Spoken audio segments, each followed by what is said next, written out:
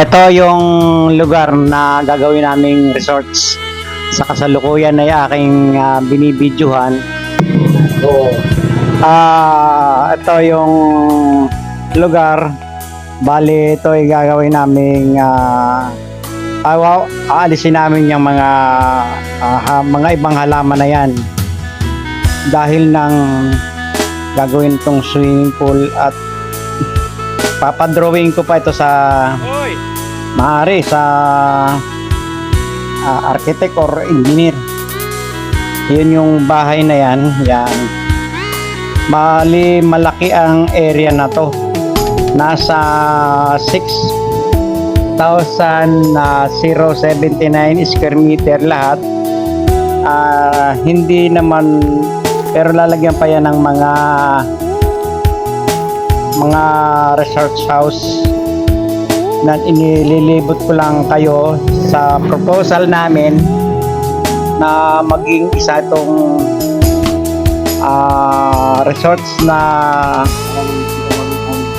farm resorts. Kasi ang pagre-resorts pala, yung kita mo ng 10 buwan, kikitain mo lang ng 2 buwan sa kasalukuyan ngayon.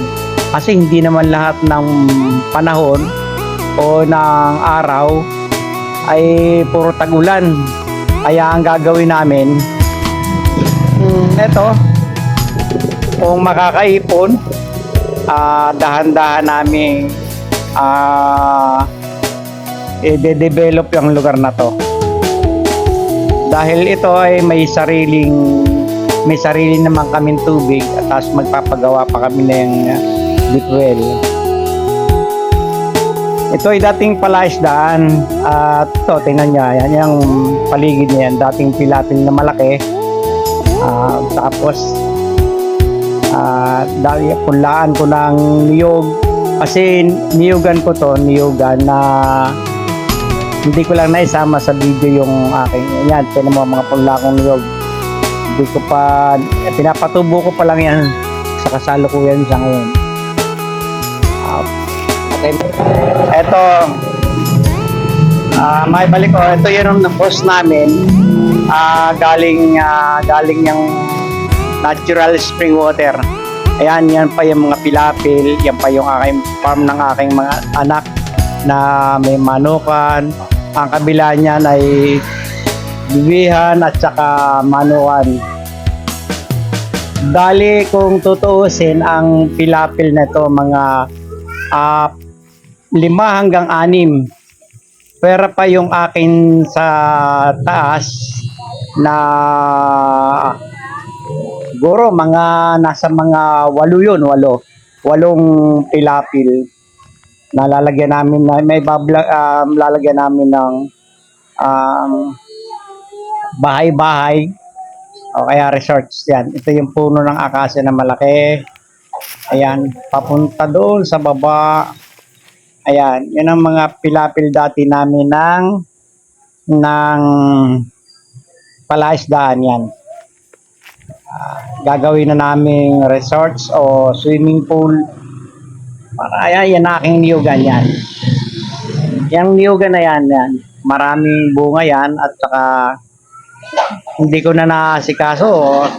Bali, nangyayari, tumutubo na lang sa ibabaw. Yung tumutubo na lang sa ibabaw at nang bumabagsak na lang. Hindi ko masyadong masikaso at ala na, ito. Maginhawa na yung ang kamay ko, medyo manipis na. Ayan, hanggang dyan sa baba na yan, hanggang doon sa may bundok na yun, yan ang malawak na area na bali gagawin naming resorts. Yan, may kambingan din yung aking bayaw yan. Maraming kambing yan, siguro nasa mga 30. Tapos sa halaman na namin, yung dating gulayan, gabihan, eto, yung mga malunggay na yan. Aming gagawin namin ng paraan para nang sa gayon mahilig sa outing yung pamilya namin San kami nasa Daraitan, Infanta, Real, Laguna, Batangas, ay kung kami gagawa ng sarili namin, siguro pupunta rin kami ng resorts, pero may kumikita na yung aming, may iwanan din kaming kita, para na sa gayon ay magandang dating, hindi laging palabas ang pera.